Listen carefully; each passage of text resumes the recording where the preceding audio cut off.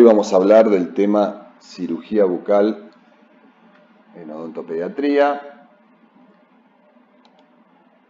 Tenemos que tener en cuenta que un niño no es un adulto pequeño.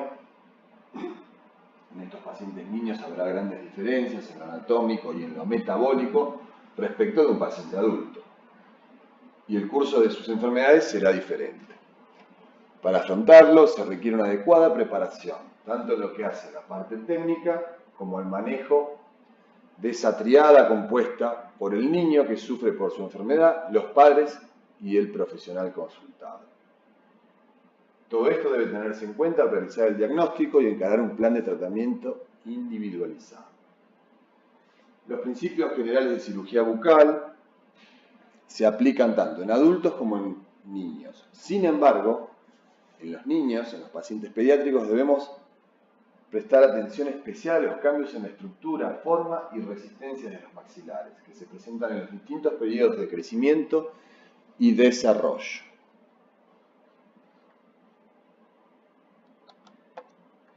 La cavidad bucal es pequeña y presenta mayor dificultad para lograr el acceso al campo operatorio. Es un detalle que debemos tener en cuenta. Los maxilares están en proceso de crecimiento y desarrollo y la dentición está en continuo cambio. Podemos tener una dentición temporaria, una dentición mixta en un paciente pediátrico. Cualquier interferencia en los centros de crecimiento de los maxilares o la extracción prematura de piezas dentarias primarias puede llevar a malformaciones de los maxilares o de las piezas permanentes. Por eso debemos tener cuidado. La estructura ósea del niño contiene un porcentaje más alto de material orgánico, dando como resultado maxilares más flexibles y menos propensos a fracturas. El niño presenta un metabolismo inmaduro, por lo tanto hay que tener precaución en la administración de fármacos. Desde el punto de vista anatómico, los procedimientos quirúrgicos son más sencillos en el niño. Sin embargo, los gérmenes dentarios pueden dificultar los procedimientos. Desde el punto de vista fisiológico, la curación es más rápida y la remodelación ósea es mayor.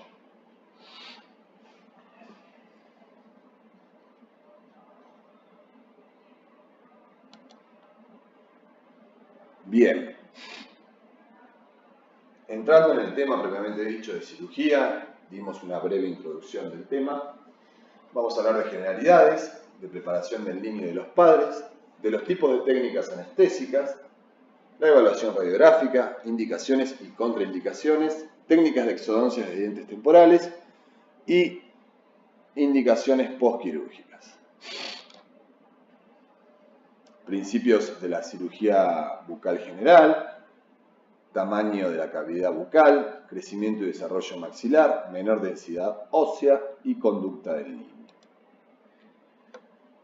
Bien, cuando nosotros vamos a preparar a un niño para hacerle una técnica exodóntica, tenemos que motivarlo. Es fundamental realizar una motivación específica de este paciente. Siempre cada paciente es diferente, entonces debemos adaptarnos a ese paciente y prepararlo para que no fracase nuestra cirugía. Hay que evaluar en un niño normal el estado emocional, saber diferenciar el dolor de la presión y ser preciso y claro con los mensajes. En niños con requerimientos especiales, con retrasos mentales, con patologías mentales, tenemos que evaluar si se puede realizar una anestesia local o hay que evaluar una anestesia general. Bien. Siempre tenemos que tener en cuenta en un examen preoperatorio, el examen clínico, que es la inspección, la palpación, la percusión, la vitalidad. Y los elementos auxiliares de diagnóstico, preoperatorio, radiografías, biopsias, en el caso de que sean necesarios, diagnósticos anatomopatológicos y elementos de laboratorio, si el caso lo requiere. ¿Qué debemos evaluar al pensar en realizar una extracción? El estado de la pieza dentaria y los tejidos vecinos, el estado general del paciente, la edad cronológica y fisiológica y el temperamento. Bien. ¿Por qué el temperamento? Porque hay pacientes que son muy inquietos, de mala conducta, entonces a veces son pacientes que nos va a costar más realizar una exodoncia, entonces tenemos que poner más énfasis en lo que es la motivación y la preparación de ese paciente difícil. El estado de la pieza dental y los tejidos vecinos. Vamos a ir desarrollando ahora las características de cada exodoncia. La extracción se considera cuando la pieza dentaria está destruida o en estado de movilidad patológico, donde las posibilidades de conservación sean escasas. Recuerden que una pieza dentaria que no tiene todavía una época de recambio, pero presenta movilidad, esa movilidad es patológica, es una movilidad que se presenta por una lesión en la zona de bifurcación de esta pieza. Entonces, hay una reabsorción y una movilidad que no es normal. Por eso se indica la exodoncia. El estado general del paciente, cuando la infección original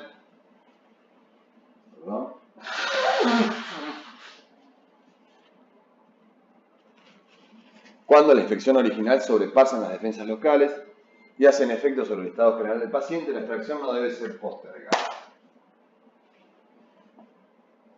Bien. La edad cronológica y fisiológica, como decíamos hace un ratito, la edad es un factor importante en la decisión de conservar o extraer una pieza dentaria. Para ello se debe realizar un buen examen radiográfico y clínico. Lo que les decía del temperamento. Y en el caso de indicar a extracción una pieza, hay que determinar los riesgos, derivar al especialista, la decisión de tratar o derivar y el seguimiento. Técnicas de exodoncia en dientes temporales, la exodoncia simple, exodoncia por odontosección, la exodoncia quirúrgica. ¿En qué casos está contraindicado una exodoncia? Cuando hay causas locales y sistémicas. En causas locales, una infección aguda, donde podemos tener un proceso periapical o un absceso periapical o un flemón dentario, una reciente irradiación del área por quimioterapia, por ejemplo, una sinusitis aguda si se proyecta extraer molares superiores. ¿Y en qué casos está contraindicada la exodoncia por alguna patología sistémica de nuestro paciente? En enfermedades sanguíneas como pueden ser discrasias, leucemias, en problemas de coagulación, afecciones hemorrágicas, en deficiencias plaquetarias, en deficiencias del sistema inmunitario, en enfermedades cardíacas, en diabetes mellitus juvenil. Siempre para realizar una exodoncia en un paciente con riesgo médico, debemos pedir la autorización por escrito. No sirve que la madre o el padre nos diga, no, sí, pero tiene el alta. Bueno, que el alta la firme por escrito con el sello y el aval del médico. Porque nosotros necesitamos saber cómo está ese paciente. Si tiene una cardiopatía, si tiene un problema de coagulación, lo debemos saber y lo debemos anotar en nuestra historia clínica. Y en el caso de que posea algunas de estas alteraciones, no quiere decir que no le podamos realizar la extracción. Lo que sí quiere decir que tenemos que tener cuidado y tenemos que tener una autorización del médico y tomar los recaudos necesarios. Bien. Siempre una radiografía preoperatoria, siempre. Y lo que vamos a evaluar en la radiografía es la raíz, el grado y el tipo de reabsorción, su relación con el germen del permanente, la relación germen, raíz y hueso, y el tipo de la lesión-extensión.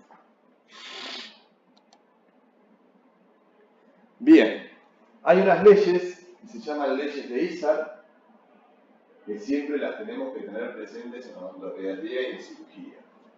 Son 4 leyes que se refieren a los dientes temporarios. La primera dice, no extraer un diente temporario antes de la época de su caída normal.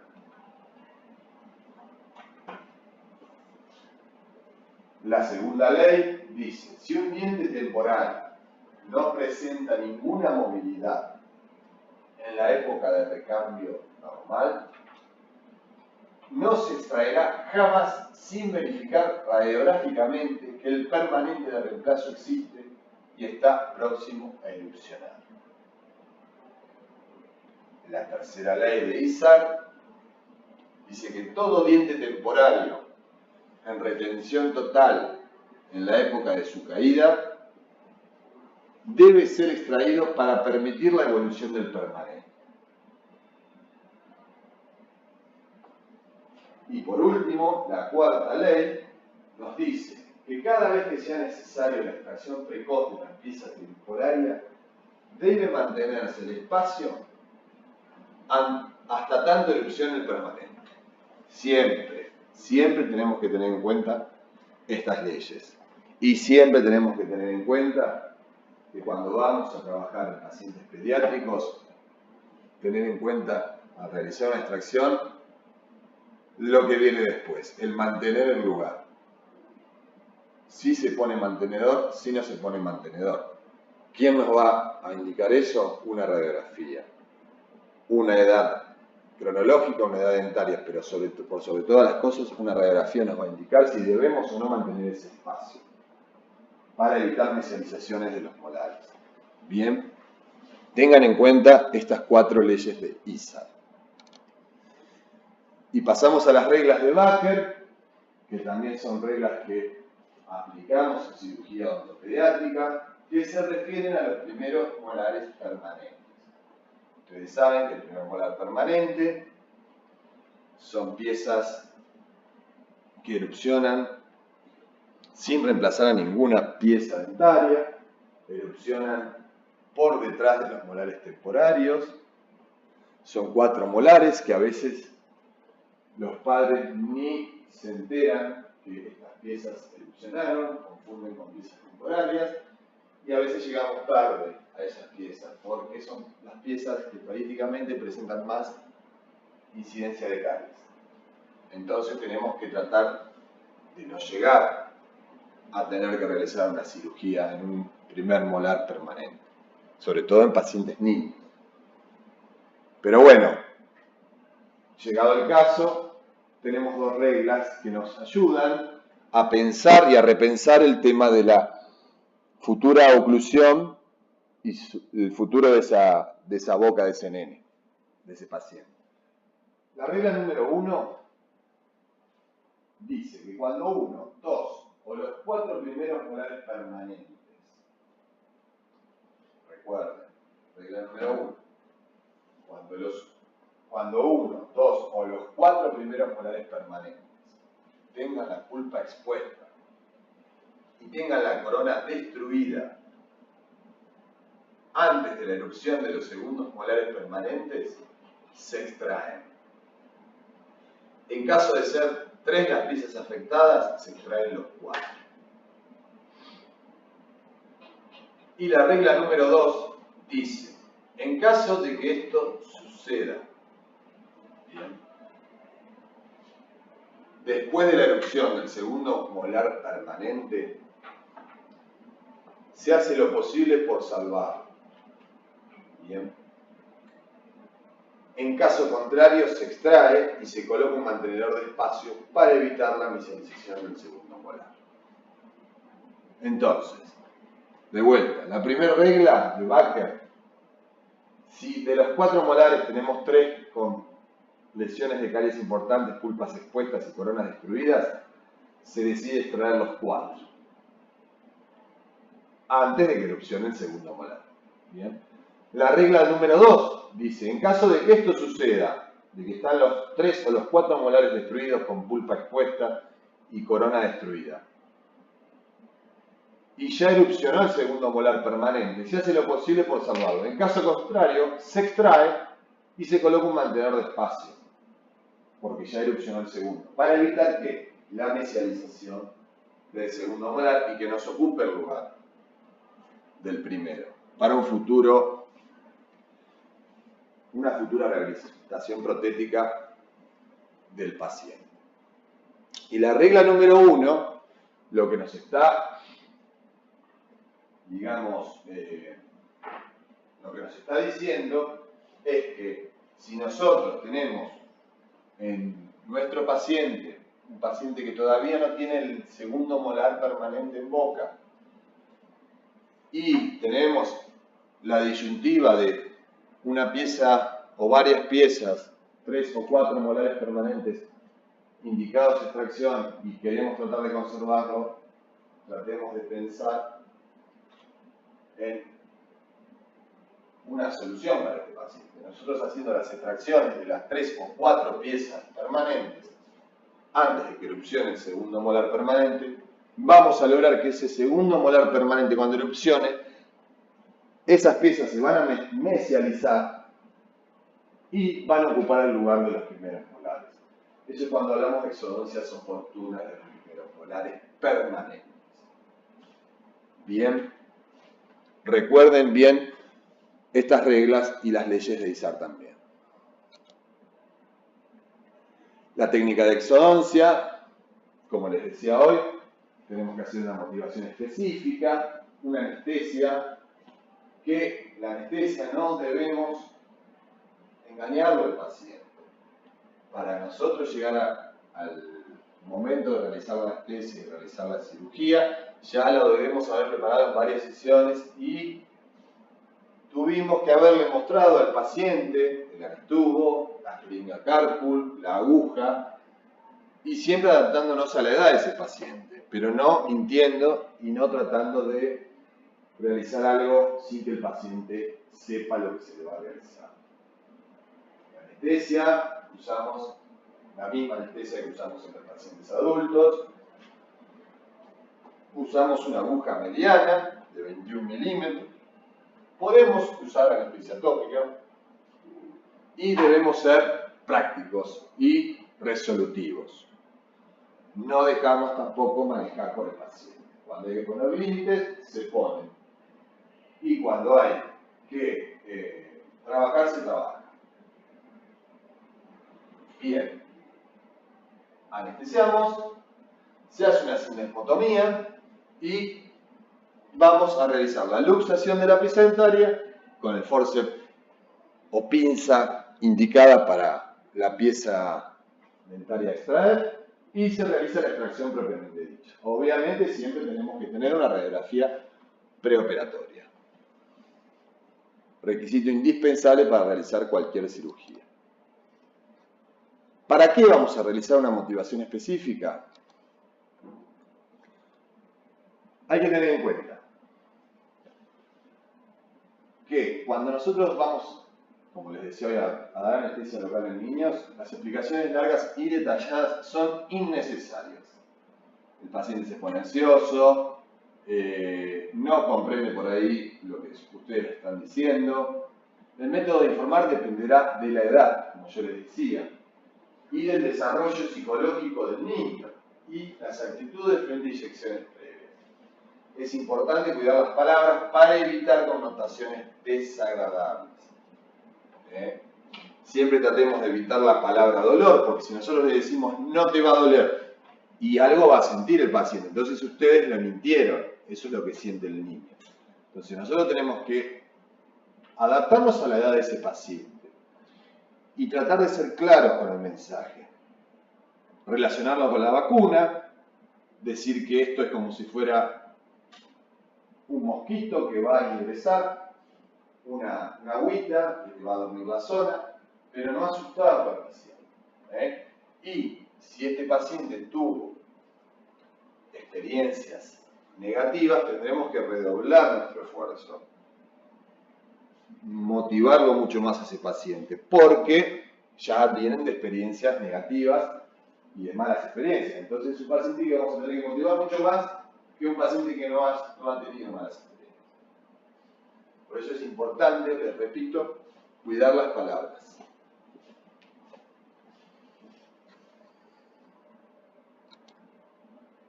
Para la anestesia maxilar superior se utiliza la misma técnica que en un adulto, cerca del ápice del diente para anestesiar la rama alveolar superior del nervio maxilar superior, pero teniendo en cuenta que las raíces son más cortas y no se inyecta a tanta profundidad. Cuando hacemos el bloqueo del dentario inferior, Localizar los puntos anatómicos de referencia, palpar la cresta oblicua interna e identificar el rasgue del triángulo pterigo-mandibular. Ahí es donde vamos a palpar.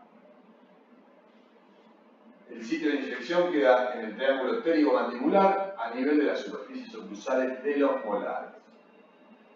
Se aplica la inyección, dirigir la aguja paralela al plano oclusal e insertar la aguja por encima a las caras oclusales.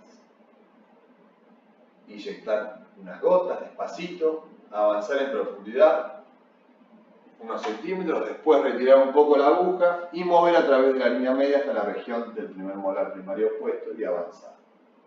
Se descarga lentamente la solución anestésica, se saca la aguja, se tapa y se dan las instrucciones. Tener en cuenta en pacientes niños cuando damos anestesia troncular, indicaciones que hay que darle a la mamá o al papá o al adulto responsable y sobre todo decirle al nene también. Cuidado de no morderse, porque el paciente se va con todo el labio dormido y la lengua dormida y lo primero que hace el paciente niño es morderse. Entonces, dar las indicaciones del caso. La dosis máxima recomendada es de 4,4 miligramos por kilo de peso de anestesia, o sea, hasta 4 anestubos. El instrumental que usamos en cirugía odontopediátrica son los forceps temporarios, cucharitas de dentina para separar y hacer la sindesmotomía,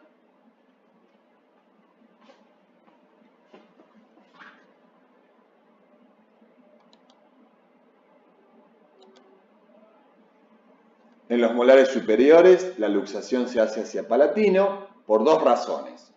La raíz palatina es recta y voluminosa, propensa a fracturarse. Y la otra razón es que el molar está hacia palatino del reborde alveolar. Y la lámina vestibular está preparada para la erupción de los permanentes, a causa del crecimiento lateral normal del maxilar superior. Una vez luxada la pieza, molar superior, se hacen movimientos vestíbulos palatinos en forma gradual, no de forma brusca. Bien. Entonces recuerden la motivación, la radiografía preoperatoria, la infiltración anestésica, la sindesmotomía, la técnica de exodoncia y la cirugía propiamente dicha. Los dientes anterosuperiores, las raíces son rectas y cónicas, por lo tanto se hacen movimientos de rotación, de mesial a distal. Yo siempre digo, es el movimiento de encendido de la llave de un auto. Bien, por la forma de la raíz recta y cónica hacemos el movimiento de rotar en sentido mesio-distal.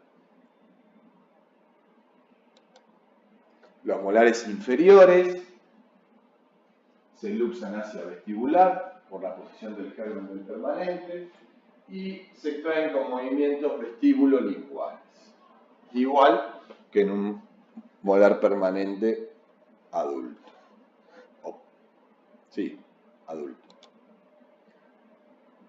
Acá tenemos casos clínicos de exodoncias de piezas dentarias. Dientes anteroinferiores es uno de los motivos de consulta más frecuentes en odontopediatría. Recuerden que los incisivos inferiores permanentes siempre erupcionan por detrás de los incisivos temporarios, se nos forma esa doble hilera, esa doble dentición, que los chicos dicen dientes de tiburón, porque a veces no se reabsorbió el diente temporario y tenemos ya el incisivo permanente, el 21 y el 41 erupcionado. Entonces debemos realizar la extracción por persistencia. Siempre las raíces son elípticas y están hacia labial de las coronas de los permanentes. y la fuerza de luxación inicial es hacia vestibular, no para atrás, no para lingual, porque están los incisivos permanentes. Bien, como les decía hoy, la persistencia, siempre tengan en cuenta eso, que los padres se asustan y dicen, tiene 2 dientes, le salieron por detrás. Entonces, nuestra función es tranquilizar a esos padres e indicarles que los incisivos permanentes en ese sector erupcionan por detrás de los temporales. Lo que sí debemos hacer, si nosotros tenemos un paciente con una boca en salud, sin caries, sin experiencia odontológica, y lo único que tiene es esa persistencia dentaria, donde hay que realizar la exodoncia, por ejemplo, del 71 y 81, no debemos la primera sesión realizar las exodoncias. Debemos tratar de motivar a ese paciente, de indicarle que coma alimentos que puedan lograr movimientos en esa pieza dentaria, que logren que esa pieza dentaria empiece a aflojarse, como puede ser una manzana, un turrón, una zanahoria, que empiece a aflojar o que se lo empiece a mover el paciente mismo, el diente. Si vemos pasado un tiempito, 15 días, 30 días, ese diente no se lo mueve porque tiene miedo, bueno, ahí sí, empezamos a hacer nuestra parte de motivar y de realizar la extracción. Pero sí hay que sacar esas piezas porque si no vamos a tener una mala oclusión a futuro. Bien. A veces hay niños o niñas que les da miedo ver la sangre, entonces debemos evitar mostrar la casa con sangre. Recuerden que en exodoncias de piezas temporarias no debemos curetear para no lesionar el germen del permanente. No debemos suturar y no debemos comprimir tablas. Recuerden bien y siempre estas 3 premisas. No curetear, no suturar, no comprimir tablas. Siempre debemos dar unas indicaciones postquirúrgicas en forma oral y en forma escrita. No alcanza con decírselo ni bien terminar la extracción. Se dice y se escribe. Confirma y sello del docente. Morder la gasa 20 o 30 minutos. No tocar la herida con objetos o con los dedos. No hacerse buches o enjuagatorios. Alimentación líquida, fría y blanda. Higiene oral. Analgésico y antibiótico en el caso que sea necesario. Y evitar la aspirina como analgésico. Bien. ¿Qué complicaciones podemos tener en una cirugía? Una fractura coronaria, una fractura radicular, puede haber lesión del germen, puede haber fractura del reborde alveolar. Dependiendo del caso, nos ocuparemos del caso y lo resolveremos dependiendo de la lesión o de la complicación que haya. Bien, siempre acompañados de una radiografía. También podemos tener complicaciones post-quirúrgicas, como una alveolitis, donde podemos hacer una limpieza suave y colocar una gasa iodoformada para realizar una cicatrización por segunda y lograr que ese alvéolo cicatrice. Puede haber desgarro de tejidos blandos donde suturamos, hemorragias inmediatas, donde hay que tratar de taponar, comprimir, colocar esponja de celulosa y una sutura, en el caso de una extracción de un primer molar permanente, por ejemplo. Y hemorragias mediatas donde tenemos que hacer un tratamiento sistémico y hablar con el médico. Bueno, ya sabemos las técnicas de exodoncia por odontosección en general. En odontopediatría lo usamos mucho en dientes permanentes o en dientes supernumerarios, donde tenemos que hacer ostectomías.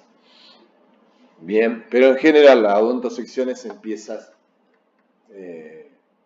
permanentes, en los primeros molares permanentes, donde hay gran destrucción coronaria raíces largas, finas y curvas, donde hay una dilaceración radicular. A veces en dientes temporarios anquilosados, donde hay agenesia del diente permanente, son piezas donde vamos a hacer odontosección, o en dientes supernumerarios, como les decía hoy, no erupcionados.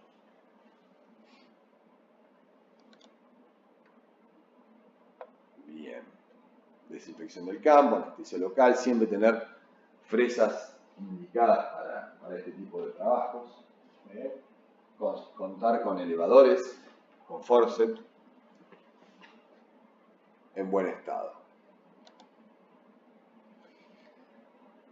Como les decía, cirugías que podemos realizar en odontopediatría, dientes supernumerarios, que a veces son hallazgos clínicos, pero a veces la mayoría son hallazgos radiográficos. Podemos encontrar muchos dientes supernumerarios en los niños. Cirugía de tejidos blandos, donde podemos hacer frenectomías en maxilar superior y frenectomías en maxilar inferior. Eso lo debemos detectar cuando hacemos un diagnóstico inicial y un plan de tratamiento. Cuando hacemos todo el odontograma, revisamos tejidos blandos, vemos los frenillos, vemos si hay lesiones estomatológicas en nuestros tejidos blandos, observamos lengua, observamos encía, hacemos todo un plan de tratamiento individualizado. Bueno, la frenectomía siempre tiene que ir acompañada con una evaluación fonoaudiológica. Siempre hacer la interconsulta con la fonoaudióloga para ver el momento que realizamos esta frenectomía y toda la reeducación que va a tener esa posición igual a futuro. Los tipos de frenillos que tenemos, los problemas asociados a la correcta inserción, estéticos, fonéticos, protésicos, periodontales, ortodóncicos. Tenemos los frenillos labiales que provocan el diastema interincisivo y por problemas estéticos. Frenillos linguales que tienen dificultad en la deglución, provocan una deglución atípica y problemas fonéticos, la pronunciación. Las características clínicas del frenillo labial: en el recién nacido está unido a la cresta del reborde alveolar, posiciones variables, varios milímetros de la cresta alveolar o sobre el reborde, y en el septum óseo normal, forma de V y biselada por la sutura intermaxilar.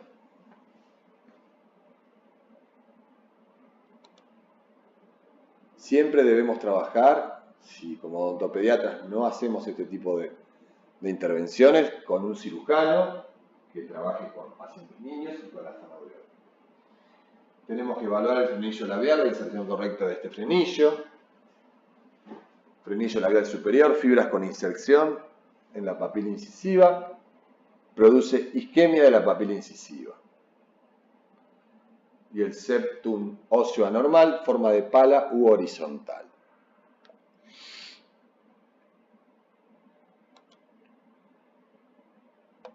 Frenectomía labial, no realizarla antes de la erupción de los incisivos laterales y caninos permanentes. Interferencia de la erupción de incisivos centrales, 7 años y medio, antes del cierre de diastema, ortodoncia, después del cierre de diastema, ortodoncia. Técnicas de frenectomía labial superior con pinzas hemostáticas, submucosa, zetaplastía. La frenectomía con pinzas hemostáticas, desinfección del campo, anestesia local, hemostasis con las pinzas, extirpación del frenillo labial, debridación de las fibras y sutura. Frenectomía submucosa, desinfección del campo, anestesia local, incisión a lo largo del frenillo, debridación, sutura profunda. Bien. Y controles, obviamente. La zetaplastía, también desinfección del campo, anestesia local, incisión longitudinal, 2 incisiones verticales, debridación, rotación de colgajos y sutura discontinua. La frenectomía lingual, Indicaciones: fonación deficiente, diastema, ulceraciones, irritación del frenillo lingual.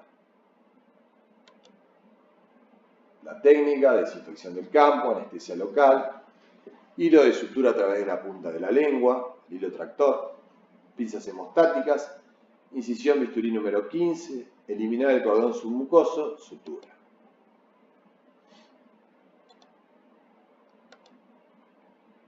Complicaciones de la frenectomía lingual: estenosis de conductos secretores, mucoceles o ránulas, hemorragias, infecciones, seccionamiento del conducto de Ward. No es muy común, pero bueno, hay que tener cuidado, puede pasar.